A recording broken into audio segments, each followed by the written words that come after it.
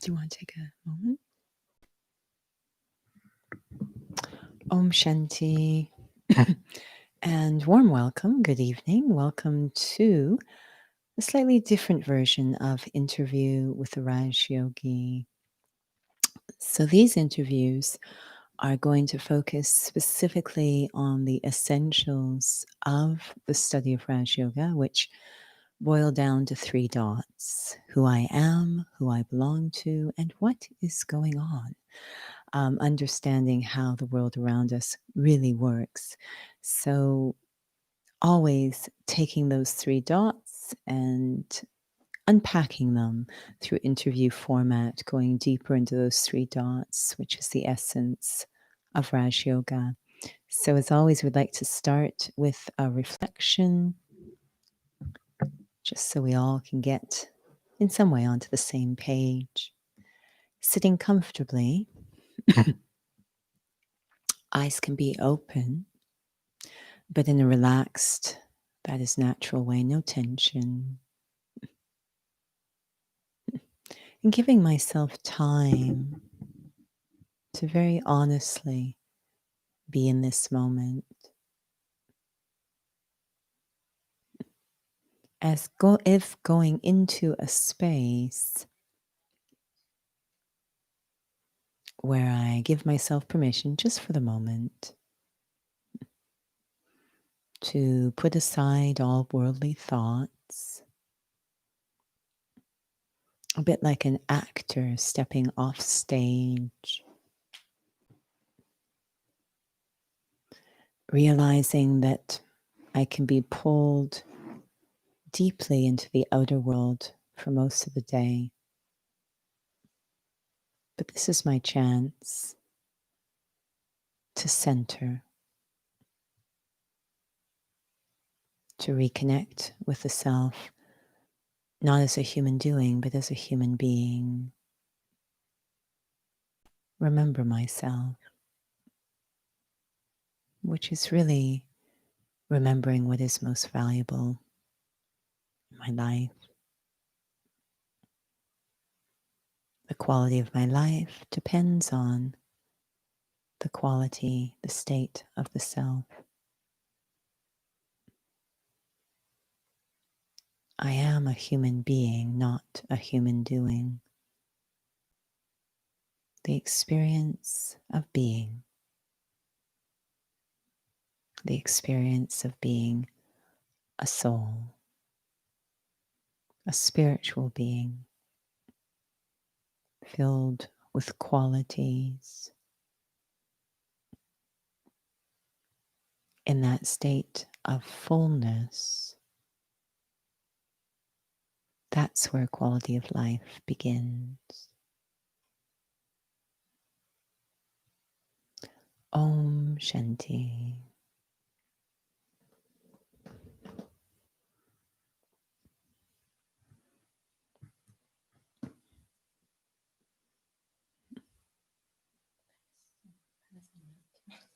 Oh, sorry. Om Shanti. Welcome to this new format, and the intention is still about the essentials of Raj Yoga. And so tonight's session is actually a very relevant session, even the souls may not even be aware, and hopefully got the topic right, but it is a sense of authenticity and honesty when it comes to this study. And so while I sneak around the other side to go turn on my microphone here, I'm going to ask Judy, the question is, what's so important about honesty?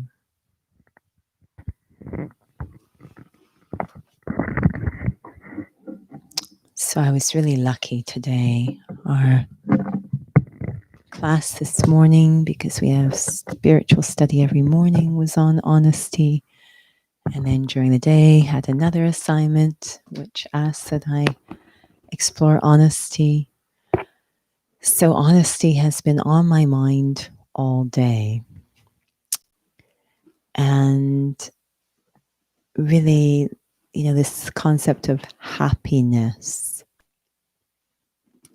Happiness is explained in a very simple way in Raj Yoga, and I think it makes a lot of sense.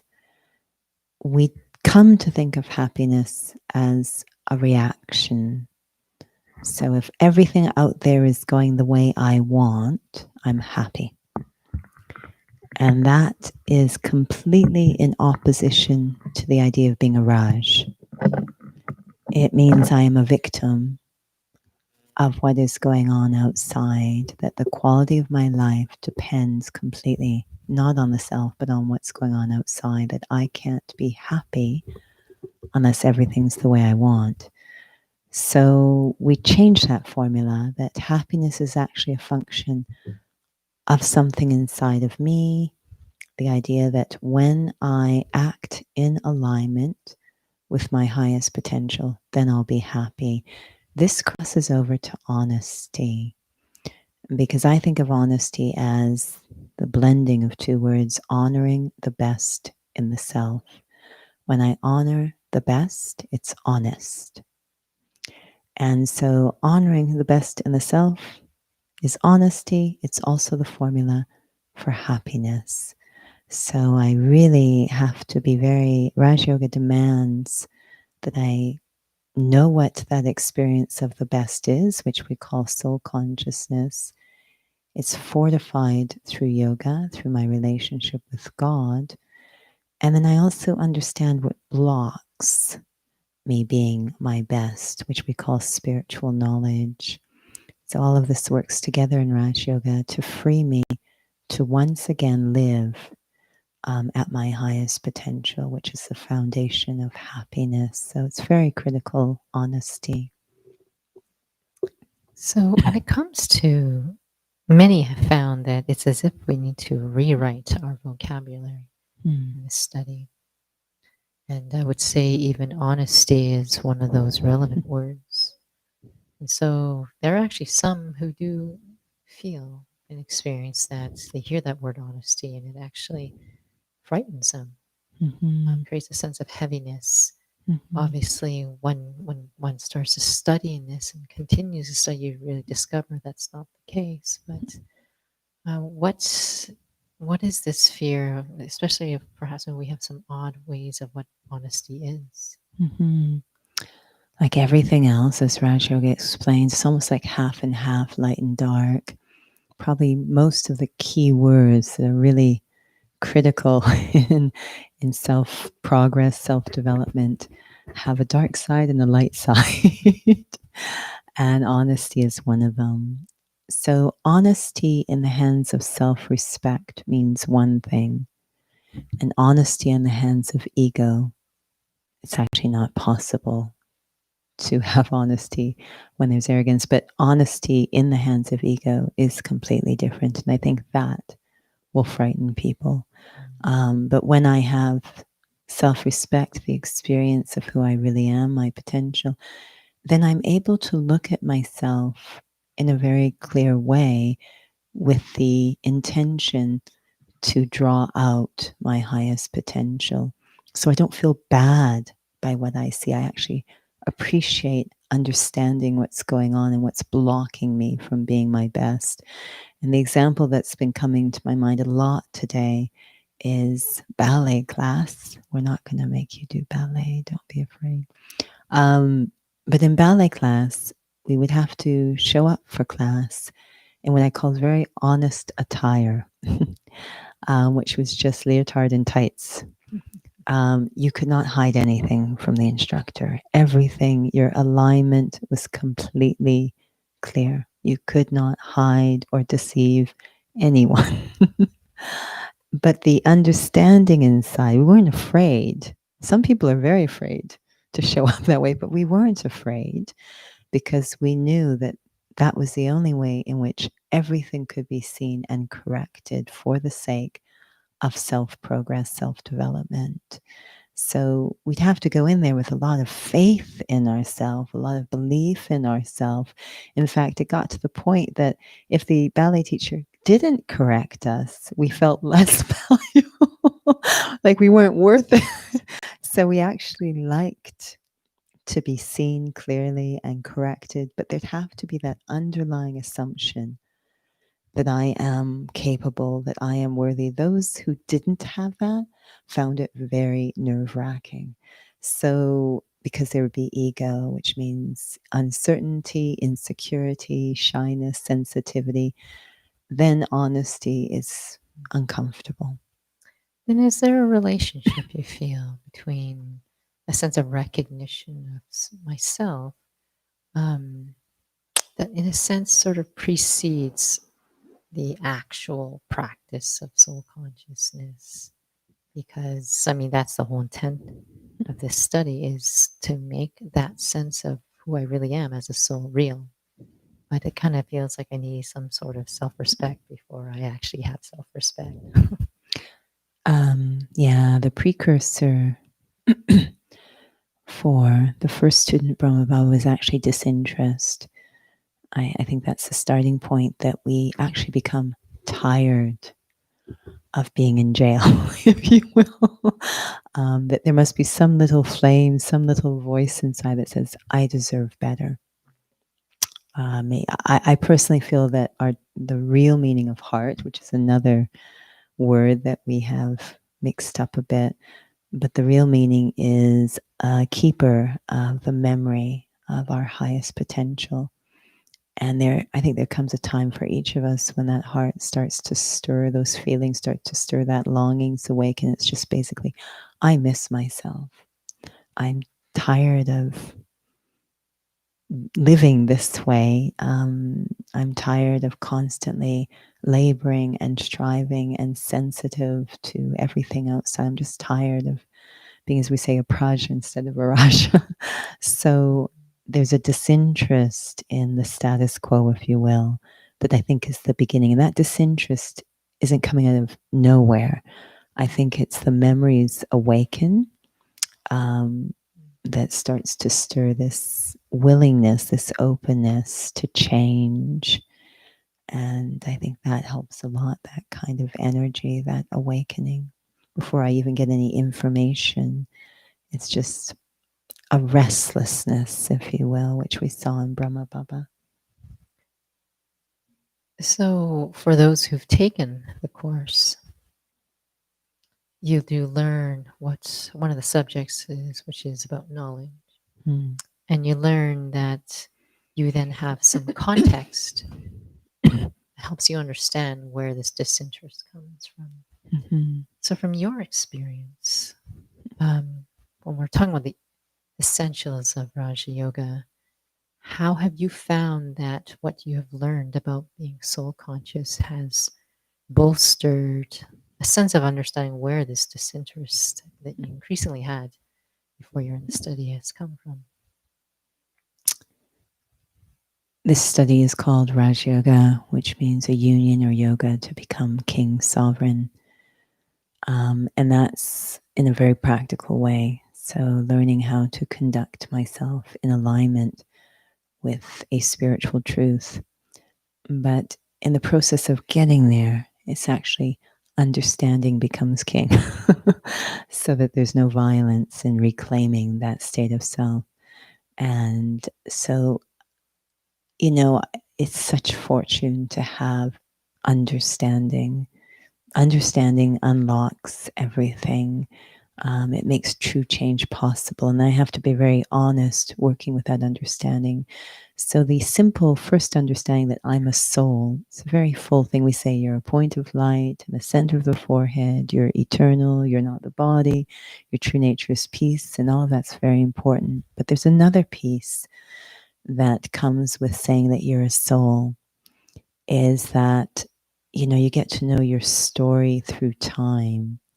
And it tells me that my intrinsic original state is very pure and elevated, very dignified, very royal as a child of God. That's our intrinsic or original state. I need to accept that fully when I say I'm a soul. And then what happens to me over time interacting with this gross energy of matter, what happens to me over time, how I forget myself, this thing called body consciousness emerges, and there's ego and attachment, desire. and how I'm no longer able, have the power to sustain my intrinsic or true nature. It's nobody's fault. It's nothing to feel bad about. It's just the natural thing that happens to a soul when it's interacting with matter. But luckily, the truth will prevail. But that full understanding of the self allows me to accommodate what happened to me. I don't need to be afraid of it. I can be honest about it. And through that honesty, I'm able, in that deep belief of my intrinsic state, I'm able to return to that state in a very honest way, not a show, not covering it. I'm actually able to transform, have a very clean transformation of the self where I'm not hiding anything.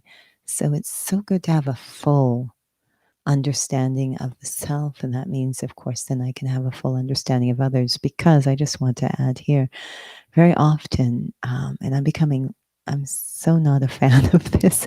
Very often, when we say we're going to be honest, it usually is about somebody else, not the self. And it's usually about something critical. So we'll say, can I be honest with you? I've noticed that you do this, this, and this, and I really don't like it. And I'm so not a fan of using the word that way. Um, First, honesty starts with the self. And if I'm very honest with the self, and that's a condition, so there's a lot of compassion that's emerged in the self, then I can go to someone else and maybe share something, but it won't be a correction or a criticism. It will be this empathy. So I would say forget about being honest with other people in terms of what you see is wrong with them, and just practice understanding the self. It will create a lot of empathy for others. Everyone's got a story. And to be honest with them, I'd have to know their full story, which I don't have privy to. So, For some, I feel like it's sort of really having to go into the experience of what that is, especially to be able to see that there's a bigger story to my journey. And it's when we have made mistakes, we have regrets, that we get pretty critical about ourselves. And at that time, it gets quite challenging to try to understand myself. And in that moment, there might be a feeling of honesty is just blame yourself even more. So, how have you found that the practice of soul consciousness helps? Because we have a lot of scripts that go on inside our head, and a lot of them has a lot to do with situations, circumstances, and this is just the way I am. This is what I've gone through. A lot of things that we may not realize that are going on that may actually be not really being honest with myself. yeah, we mentioned earlier that ego can't be honest. So, ego is writing those scripts that are going through our head. To be honest requires self respect. And that's only possible when I'm soul conscious. Ego is a function of thinking, of body consciousness, thinking of the image. So as long I then have to see, and it's very interesting because it gets very emotional. When ego runs the script, it hits emotions. Emotions will blind us. We really can't see clearly. But if I can work deeply with the knowledge so it's there for me at those moments, or develop a relationship with the Supreme Soul such that it's there for me at those moments, I'll be able to see clearly, okay, this script actually is from ego, right? So it's complete illusion. What is the script that runs from self-respect? It can say, I made a mistake, and actually not feel bad. It does feel there's a change that needs to happen. But because of soul consciousness and God consciousness, it's a completely different response to realizing I made a mistake. This is something, again, that I used to find so fascinating in something like ballet class. I would notice that different souls would respond differently because in something like ballet, you will see the most beautiful, gifted dancers in a class, and the teacher is still correcting them. And you're literally like, how can there it's like I'm just blown away by how amazing this is. And the teacher's still correcting them. And when I listen to this, well, they're right. I can see that, yes, there, but my goodness, there's so much. That's a little like, but the dancer, because they have such a strong sense of themselves, they're happy. The correction doesn't make them feel bad. They're like, thank you. That's helping me. That's something I didn't see in myself. That's and it's drawing out again the best of the self. It's a very ego is so powerful. So soul consciousness is essential to being able to really change the self, have that honesty. And when I look at, we have many examples of the original students, and we often joke about this, that many of our classes are in the format of the gathering. And, you'd notice that the senior students, there might be, in the setting of the gathering, there'd be this sort of one-on-one conversation between the senior student and the teacher, and they might be criticized publicly in the gathering, or so it seemed. And I always appreciated that, because what was actually going on was it was a correction that we all needed to hear, but that senior student could take getting that correction on behalf of all of us. That senior student could take it, and it was a really interesting dynamic. And you got to see how a soul with self-respect takes correction, and really was a shield for all of us to take it too. So it's really powerful when you see how a soul with self-respect can self-correct, which requires that the main thing is I want to progress, I want to develop, I want to get back to my original self. That's going to require change. Change means things don't stay the same. There's going to have to be change in the self, correction, adjustment, transformation. And ego doesn't like it. Ego wants to stay the same. Ego wants to stay in charge. So I have to learn, I have to cultivate self respect. And there's only one way, which is through soul consciousness. Hearing you share, it feels that I would have had to experience that reality. So I'm feeling my self respect and feeling my real value.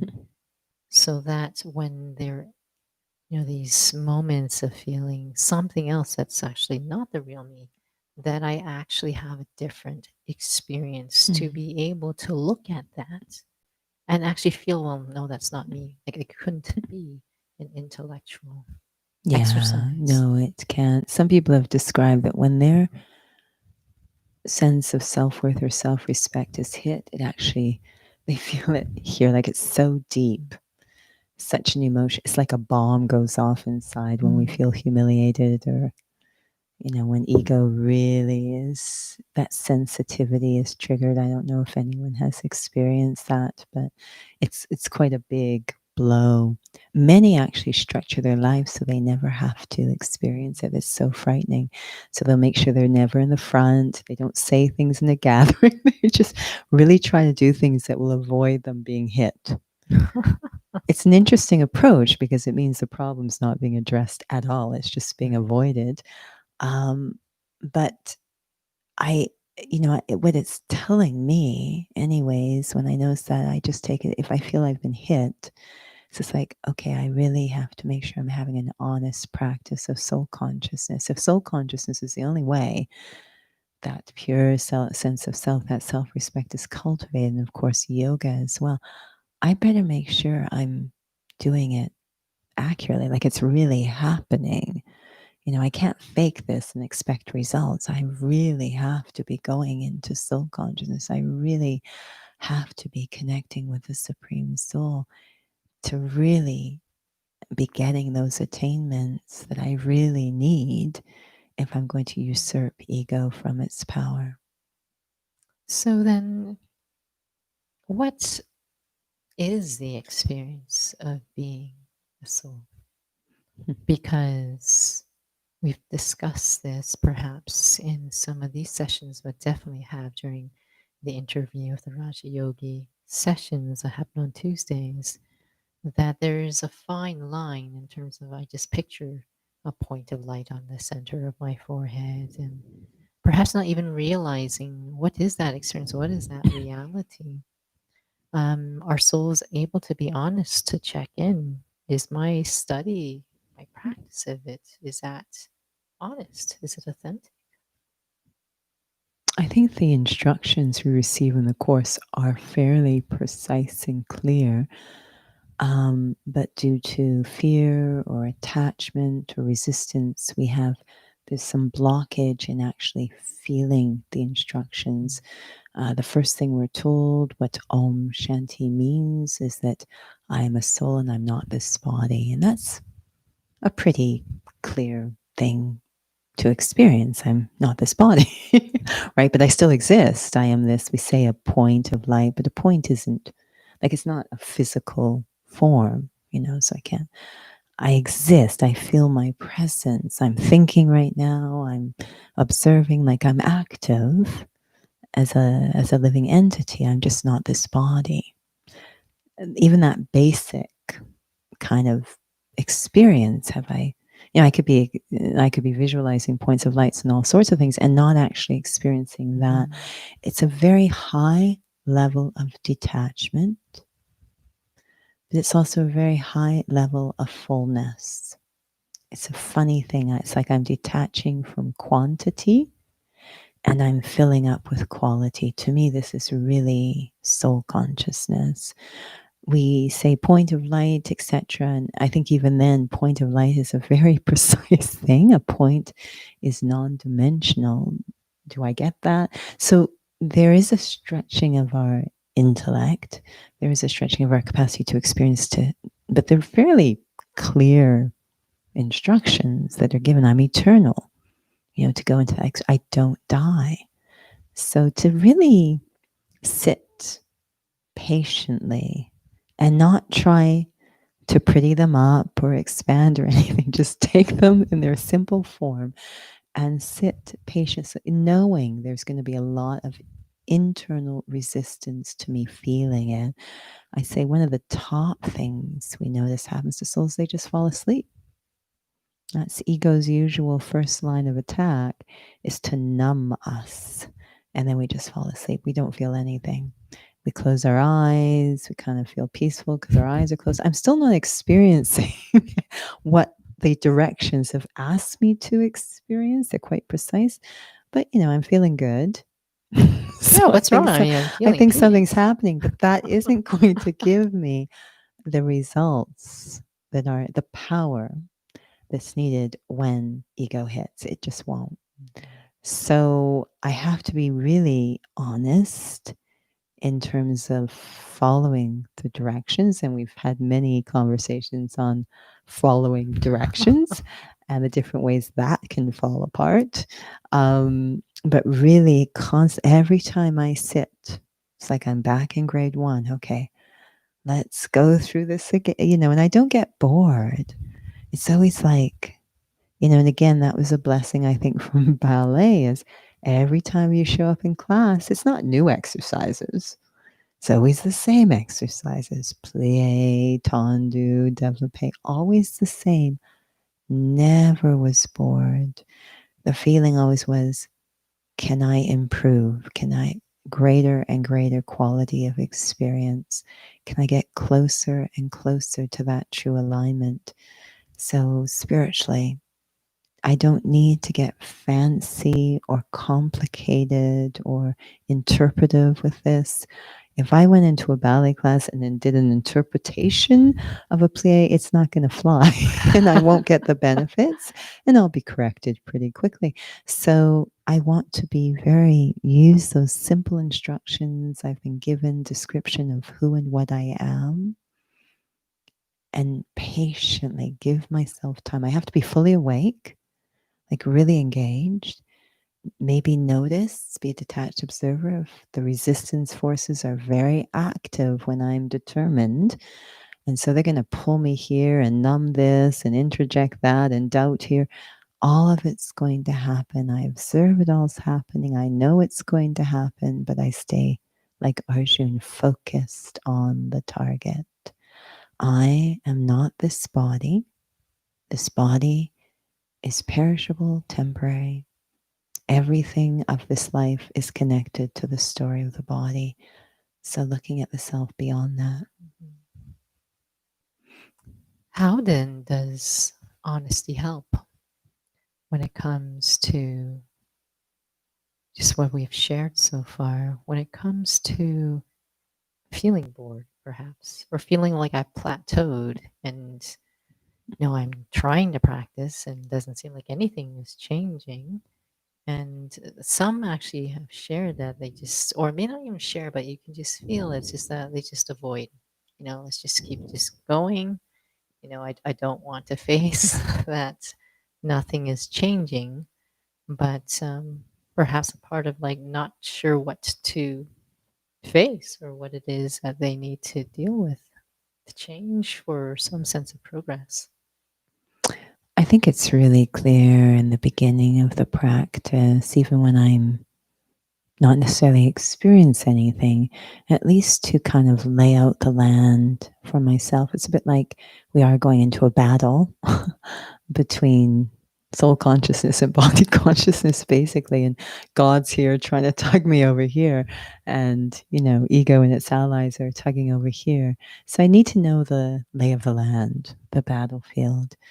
And one of the first things that, and I was even thinking about this today actually, one of the first exercises that I found really helpful for myself was to kind of put aside Raj Yoga and God and put aside everything and just take a moment to really identify what is most meaningful or valuable for me.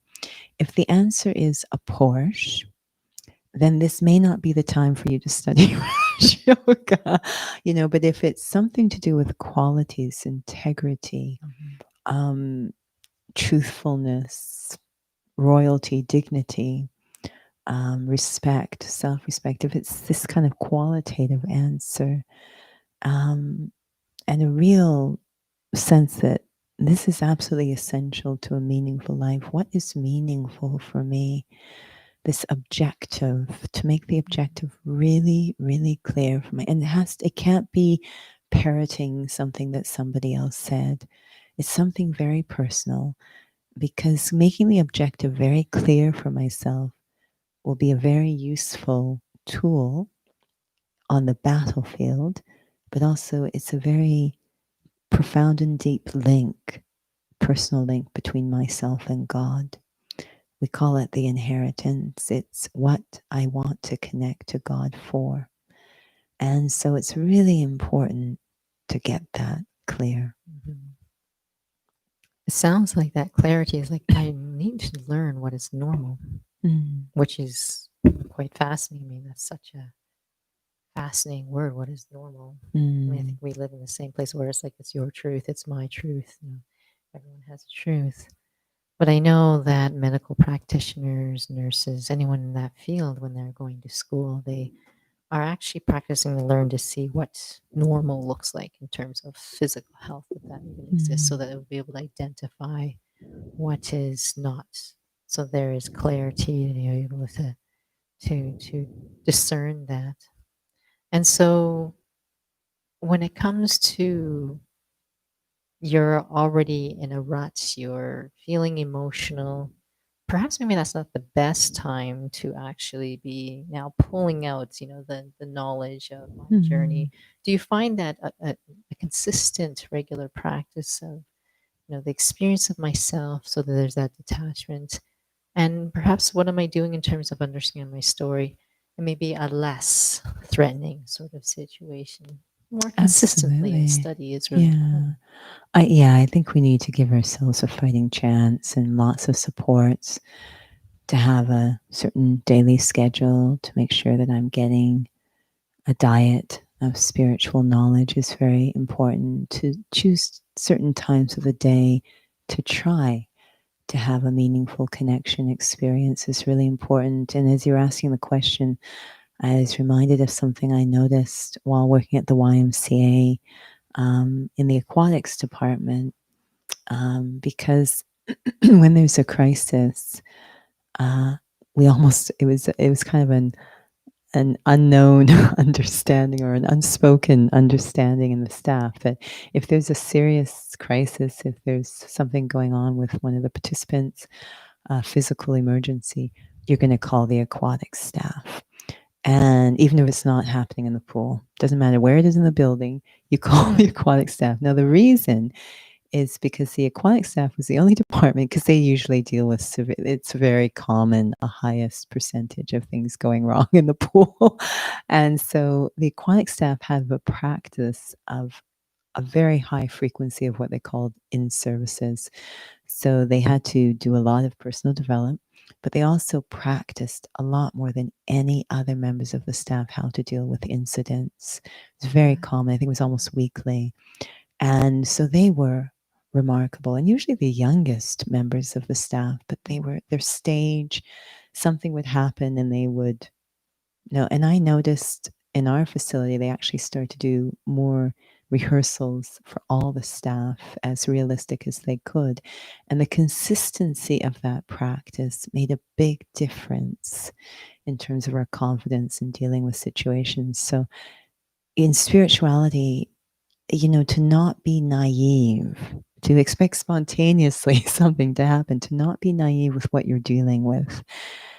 We're dealing with quite a profound and deeply embedded shift in our consciousness, our sense of self, which we become completely attached. We actually think we are the body. We actually think we are these different relationships. We actually think we are these different roles. It's absolutely mad when you actually stand back and look at it, but we actually believe it and we live our day-to-day lives that way. This is a massive shift at the deepest level. It's not going to happen without some sort of concerted effort. It should not even be daily, it should be minute by minute. I mean, this is deep. So I need to give myself a lot of support in terms of a daily schedule, exposure to spiritual knowledge, um, the way I structure my day, the timings with which I try to practice. It's all really, really important if I want to take this seriously. Thank you. I mean, it's such a powerful topic, and perhaps maybe we can still revisit it in relevance to other aspects of the essentials. But I regret we are running out of time. We did start a little bit late, so perhaps maybe we can close with a reflection and again, a warm reminder for those. I'm sure you've heard this 1,000 times. Please feel free to send your questions through the chat box, as well as if you have questions or topics you wanted covered for this session, please email us and we'll certainly be happy to address that. Mm-hmm. Thank you, Nora. Thank you, Judy. For excellent interviewing.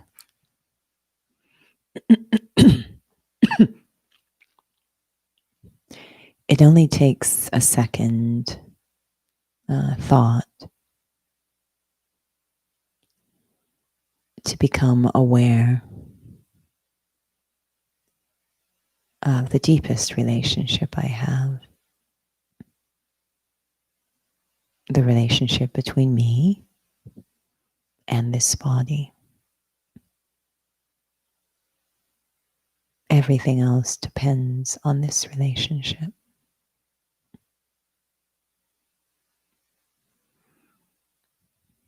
And to be honest with myself about that, clear. Which one do I think is true? That I am this body and I have a soul? Or that I am a soul and I have a body? Once I've had that honest conversation with myself, then I just have to give myself time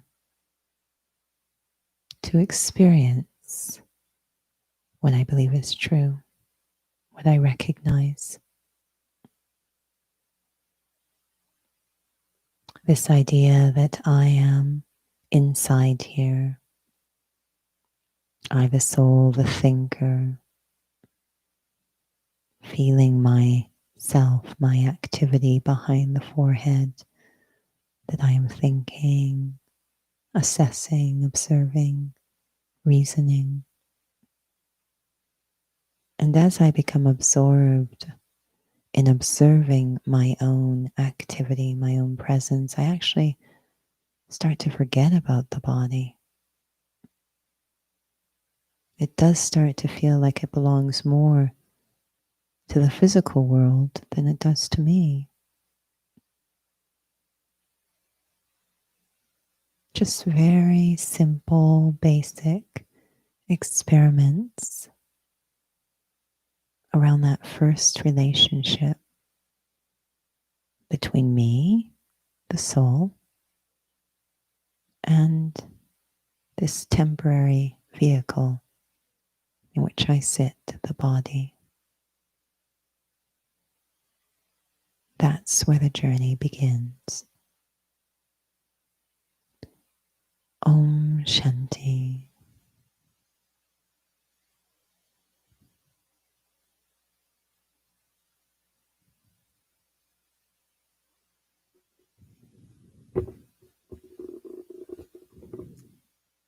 Thank you. And thank you for those who joined us this evening. I'm going to pass this along to Judy to let us know about the upcoming sessions. And once again, thank you for joining and very lovely sharing.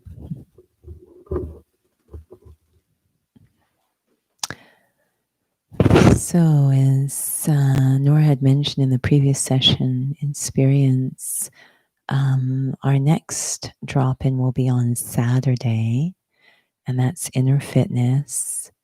It's on the Zoom platform, so can allow for a little bit more interaction. It will be posted on our website. And the theme this coming Saturday will be heart care. So, again, words that are very powerful. And what do they look like in terms of spirituality? So that's 2 to 3 this Saturday. And these are recorded. I respect it's a long weekend, so you may have other things going on. It's not recorded. Sorry. You'll just have to be there. I was just reminded it's not recorded. Oh dear. You'll have to be there, but it's every Saturday, so it's okay. So you're most welcome to join. And then again, next Tuesday will be Experience at 6:45, an interview with a Raj Yogi at 7:35, and the topic is a mystery right now. I actually know nothing. So you'll just have to join us. Anyways, thank you for joining us tonight. Have a lovely evening. Om Shanti.